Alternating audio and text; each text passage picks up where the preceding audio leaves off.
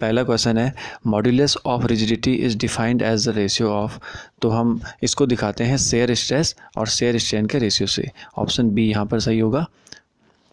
If the Young's modulus of elasticity of a material is twice its modulus of rigidity, then the Poisson's ratio of the material is। यहाँ पे तीन चीज़ों की बात कर रखी है, मॉड्यूलस ऑफ इलास्टिसिटी जिसे हम ई से दिखाते हैं, मॉड्यूलस ऑफ रिजिडिटी जिसे हम जी से दिखाते हैं, और पॉइजन्स रेशो जिसे म्यू से दिखाते हैं। सो इनके बीच एक रिलेशन होता है E बराबर 2G और इंटू में 1 प्लस म्यू। अब यहाँ पे जो E है उसके बारे में कह रखा है ये G के ट्वाइस है, इसलिए हम वहाँ पे 2G रख सकते हैं। 2G कैंसिल आउट हो जाएगा, उसके बाद आपको म्यू की वैल्यू मिल जाएगी 0। सो ऑप्शन डी यहाँ पर सही हो जाएगा। Limit of proportionality depends upon, सिर्फ एक चीज़ पे डिपेंड करती है, types of material. Option C यहाँ पर सही होगा। The relationship between Young's modulus, bulk modulus and Poisson's ratio is given by, यहाँ पर ई, के और म्यू की बात कर रहा है। सो ऑप्शन सी यहाँ पर सही होगा। ई बराबर 3K और इंटू में 1 minus 2 mu. Limiting value of Poisson's ratio are, देखिए पॉइजन्स रेशियो जनरली 0 और 0.5 के बीच में होता है बहुत सारे मटेरियल का, लेकिन ओवरऑल देखा जाए तो कुछ केसेस में ये माइनस में भी जाता है। सो आपको ध्यान रखना है, यहाँ पे कोई स्पेसिफिक कंडीशन नहीं दे रखी है, इसलिए हम ओवरऑल वाला केस लेके चलेंगे और ऑप्शन ए पे टिक करेंगे। The elongation of a conical bar under its own weight is equal to, और ऑप्शंस देखेंगे तो इसमें प्रिज्मेटिक बार का जिक्र कर रखा है। तो अब आप ये भी समझिए कि इनके अपने अपने फॉर्मूला क्या होते हैं। देखिए कोनिकल बार में हो जाता है rho g L square by 6E, और प्रिज्मेटिक बार के लिए हो जाता है rho g L square by 2E। अब आप इसमें यह भी देखिए जो 6 और 2 है वो डिनोमिनेटर में है, इसका मतलब प्रिज्मेटिक बार में इलोंगेशन कोनिकल के कंपेयर में 3 गुना होगा, या फिर कोनिकल में प्रिज्मेटिक के कंपेयर में 1/3 होगा, 1/3 होगा। तो यहाँ पे कोनिकल का पूछा है, इसलिए ऑप्शन सी सही हो जाएगा, 1/3 that of a prismatic bar.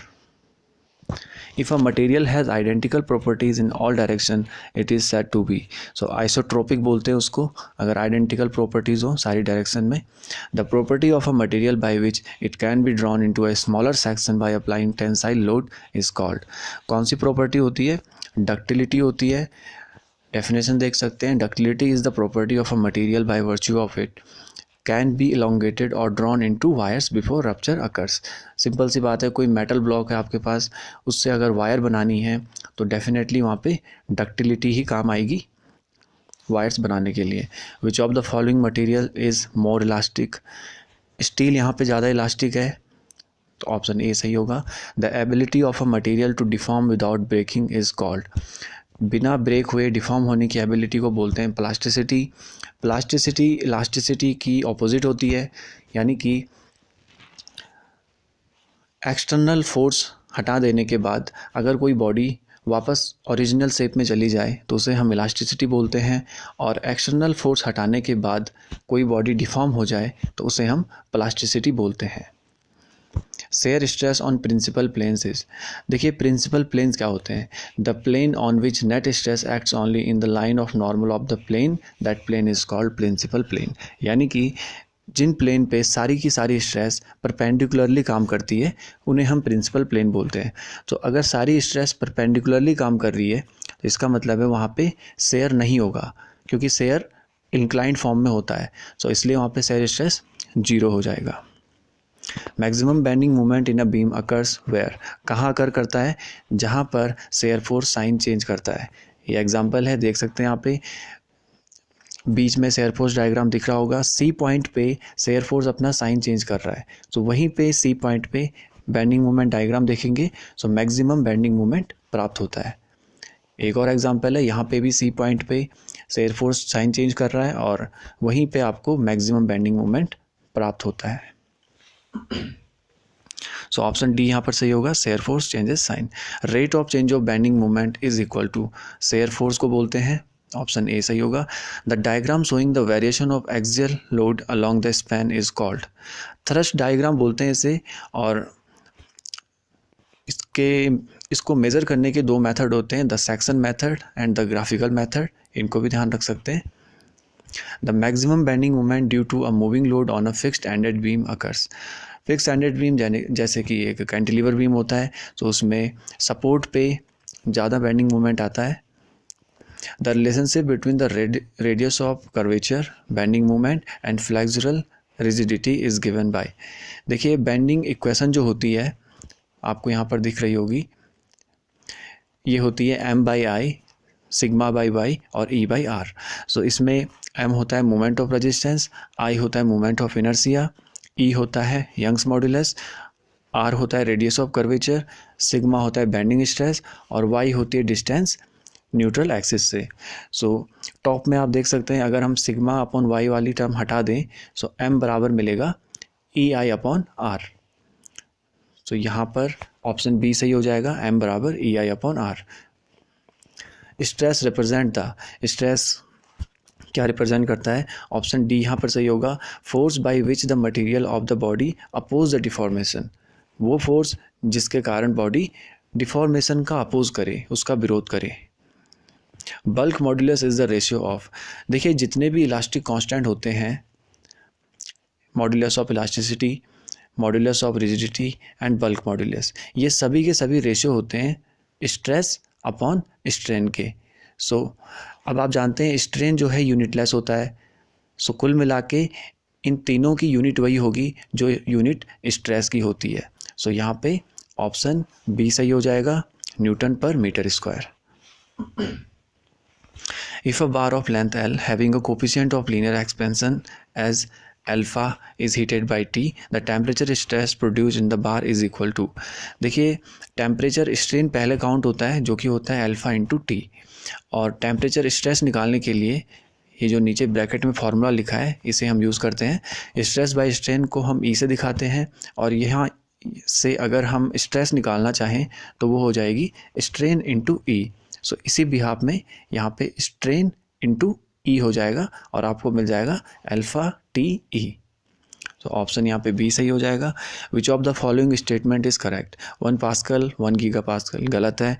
Stress represent the external force acting on body, अभी हमने जिक्र किया था एक्सटर्नल नहीं होता है। The strain is deformation produced by stress, ये सही होगा option C. Lack of ductility is called hardness, hardness नहीं होता है ब्रिटलनेस होता है। सो ऑप्शन सी यहाँ पर सही होगा। When a body is subjected to two equal and opposite pulls, as a result of which the body tends to extend its length, the stress and strain induced respectively। देखिए यहाँ पर pools की बात कर रहा है, यानी उसको खींचा जा रहा है। सो इसमें जो स्ट्रेन और स्ट्रेस डेवलप होगा वो दोनों टेंसाइल फॉर्म में होगा, इसलिए ऑप्शन सी हो जाएगा, tensile stress and tensile strain. Which of the following is a proper sequence, तो ऑप्शन ए यहाँ पर सही होगा। प्रोपोर्शनल लिमिट पहले होती है, इलास्टिक लिमिट, फिर यील्डिंग, फिर एक मैक्सिमम स्ट्रेस भी आती है बीच में, फिर फेलियर। यहाँ पे देख सकते हैं ये एक बेसिक डायग्राम है जिसमें पॉइंट ए पे प्रोपोर्शनल लिमिट है, पॉइंट बी पे इलास्टिक, सी पे यील्ड पॉइंट, डी पे मैक्सिमम स्ट्रेस या अल्टीमेट स्ट्रेस और ई पे ब्रेकिंग पॉइंट या फेलियर। तो ऑप्शन ए यहाँ पर सही होगा। Hooke's law holds good up to, Hooke's law कहाँ तक अपना काम करता है, देखिए हुक्स लॉ क्या होता है, स्ट्रेस और स्ट्रेन डायरेक्टली प्रोपोर्शनल रहें। सो इसी डायग्राम में अगर आप देखेंगे तो पॉइंट बी तक एक स्ट्रेट लाइन प्राप्त होती है, उसके बाद नहीं होती है, तो इसका मतलब हुक्स लॉ इलास्टिक लिमिट तक काम करता है। सो यहाँ पे ऑप्शन बी सही हो जाएगा। The ratio of linear stress to linear strain is called, क्या बोलते हैं, modulus of elasticity. The change in length due to a tensile or compressive force acting on a body is given by, PL by AE होता है और कई जगहों पे WL by AE भी लिखा होता है। Strain rosette are use to, क्यों यूज़ करते हैं हम इनको, देखिए ये होते क्या हैं। Strain rosette can be defined as the arrangement of strain gauges in 3 arbitrary directions. So इनको हम यूज़ करते हैं नॉर्मल स्ट्रेन को मेज़र करने के लिए, और उन्हीं तीनों डायरेक्शन में आप इसका बेसिक डायग्राम होता है एक, देख सकते हैं नेट पे, और यहाँ पे नॉर्मल स्ट्रेन का मतलब है लीनियर स्ट्रेन। सो बी यहाँ पर सही हो जाएगा।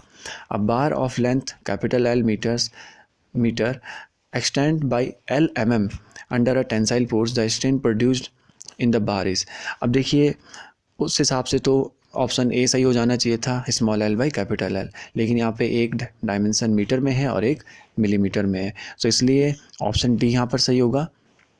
क्योंकि आपको पता है 1 मीटर में 1000 mm होते हैं, तो आप इसको कन्वर्ट कर लेंगे किसी भी एक चीज़ में, उस कॉन्टेक्स्ट में ऑप्शन डी यहाँ पर सही हो जाएगा। When a bar of length L and dia D is rigidly fixed at the upper end and hanging freely, then the total elongation produced in the bar due to its own weight WL square upon 2E होता है formula, और इसी की help से अगर हम capital W में देखें तो ये हो जाता है कैपिटल WL बाई 2AE, ठीक है। और ये निकलता है कहाँ से, टोटल वेट जो होता है वो होता है स्मॉल w इंटू ए इंटू एल, बीच में आपको दिख रहा होगा यहाँ पे, और इसी की हेल्प से स्मॉल WL निकलेगा कैपिटल W अपॉन ए, इसको पुट करके आपको ये वाली चीज़ मिल जाएगी यहाँ पे। सो दोनों ध्यान रखिएगा, कोई भी पूछा जा सकता है। When a bar is subjected to a change of temperature and its deformation is prevented, the stress induced in a bar is, so कौन सी स्ट्रेस होगी वहाँ पे, टेम्परेचर की वजह से है, टेम्परेचर स्ट्रेस भी बोलते हैं और थर्मल स्ट्रेस भी बोलते हैं। यहाँ पे आप देख सकते हैं थर्मल एक्सपेंशन कोफिशिएंट की वजह से ये वेरी करता है material to material. The bending moment which produce convexity upwards is known as, अब देखिए सैगिंग हॉगिंग आप जानते होंगे, ये आपका सैगिंग का डायग्राम होता है बेसिक, ये हॉगिंग का होता है। और कॉन्वेक्सिटी और कॉन्केविटी क्या होती है, देखिए ये वाला पोर्शन तो कॉन्वेक्सिटी को दिखाता है और ये अंदर वाला पोर्शन कॉन्केविटी को। यहाँ पे कॉन्वेक्सिटी की बात कर रखी है, तो कॉन्वेक्सिटी अपवार्ड किस में होती है, सैगिंग में, और कॉन्केविटी अपवार्ड किस में होती है, सैगिंग में। सॉरी उल्टा बोल दिया शायद। तो यहाँ पे हॉगिंग है और हॉगिंग में कॉन्वेक्सिटी अपवार्ड होगी, सैगिंग में कॉन्केविटी अपवार्ड होगी। तो हमारा क्वेश्चन हॉगिंग का है, यहाँ पे ऑप्शन बी सही हो जाएगा। Which of the following statement is correct, the stress is the pressure per unit area, नहीं फोर्स पर यूनिट एरिया होता है। The strain is expressed in mm, गलत है, स्ट्रेन की यूनिट लेस होता है, यूनिट नहीं होती है। Hooke's law holds good up to the breaking point, ये भी गलत है, इलास्टिक पॉइंट तक होता है। Stress is directly proportional to strain with in elastic limit, ये सही है, Hooke's law. The ratio of the lateral strain to the linear strain is called, Poisson's ratio की डेफिनेशन है, an increase in the load at the free end of a cantilever beam is likely to cause failure, free and पे load बढ़ाने से failure कहाँ पे आएगा, fixed end पे आएगा। The deformation of the bar per unit length is the direction of the force is known as linear strain. When a bar is subjected to a push of P its, देखिए push है तो यहाँ पे हम धकेल रहे हैं उसको, टेंसाइल लोड लग रहा है उस पर, तो लेंथ तो उसकी कम हो जाएगी बार की और विड्थ और थिकनेस बढ़ जाएगी। सो ऑप्शन डी यहाँ पर सही हो जाएगा। Length decreases, width and thickness increases. When a body is subjected to 3 mutually perpendicular stresses of equal intensity, the ratio of direct stress to the corresponding volumetric strain is known as, bulk modulus होता है direct stress by volumetric strain. The ratio of bulk modulus to Young's modulus for a Poisson's ratio of 0.25 will be.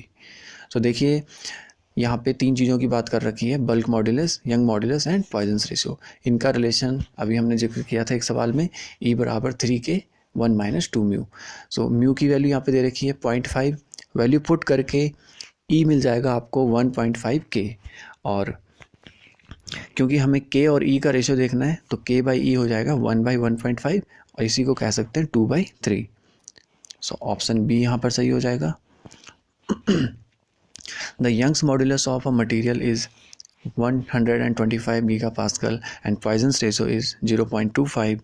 So modulus of rigidity बतानी है। यहाँ पे भी ये जो relation हमने अभी जिक्र किया था पहले, E बराबर होता है 2G 1 + म्यू, यहाँ से G एक तरफ कर सकते हैं आप, E/2 1 + म्यू हो जाएगा, वैल्यूज पुट करके G आपको मिल जाएगा 50 गीगापास्कल। सो ऑप्शन बी यहाँ पर सही हो जाएगा। The point of contraflexure occurs at a point where, जहाँ पर बेंडिंग मोमेंट साइन चेंज करता है वहाँ पर ये कॉन्ट्राफ्लेक्सर अकर करता है। A beam is said to be continuous if कब होता है? जब इसके 2 से ज़्यादा सपोर्ट हो। The relation between modulus of elasticity and modulus of rigidity is given by। Relationship की बात हम पहले कर चुके हैं, लेकिन यहाँ पे स्मॉल m आपको दिख रहा होगा। सो देखिए, जो पॉइजन्स रेशियो होता है उसको हम म्यू से भी दिखाते हैं और 1/m से भी दिखाते हैं, और as well as capital V से भी दिखाते हैं। फिलहाल इसका कोई जिक्र नहीं होगा यहाँ पे। सो म्यू की जगह पे हम 1/m रखेंगे, जो रिलेशन मैंने आपको पहले बताया था। सो आप देख सकते हैं यहाँ पे 1/m रखने के बाद इसको बेसिक सॉल्व करेंगे और कैपिटल G को एक तरफ करेंगे, बाकी चीज़ों को एक तरफ करेंगे। तो यहाँ से G बराबर मिल जाएगा me/2m+1। सो ऑप्शन ए यहाँ पर सही हो जाएगा।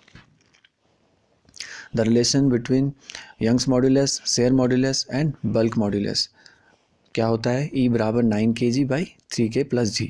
ध्यान रखिएगा। The ratio of shear modulus to the modulus of elasticity for a Poisson's ratio of 0.4। एक क्वेश्चन अभी कराया मैंने इसी तरह का, ये दूसरी तरह से है। यहाँ पे पॉइजन्स रेशियो 0.4 दे रखा है, उसकी वैल्यू पुट करेंगे, उसके बाद E बराबर मिल जाएगा 2.8 × G, और क्योंकि हमें G/E चाहिए तो वो हो जाएगा 1/2.8। इसी को हम 10/28 भी कर सकते हैं और इसी को 5/14। So shear force in a cantilever beam loaded at free end is maximum at. कोई कैंटिलीवर बीम है जिस पे फ्री एंड पे लोड है, तो ये आप डायग्राम देख सकते हैं। यहाँ पे फ्री एंड पे लोड होने के बाद जो शेयर फोर्स डायग्राम है वो कुछ इस तरह से बनता है, आपको यहाँ पे दिख रहा होगा। सो इसमें कहीं पे भी मैक्सिमम मिनिमम का केस नहीं है, पूरी लेंथ पे एक जैसा है। सो इसलिए यहाँ पे ऑप्शन सी सही हो जाएगा, through out its length. Which of the following statement is wrong? The deformation of the bar per unit length in that direction of the force is called linear strain। ये भी सही है। The Poisson's ratio is the ratio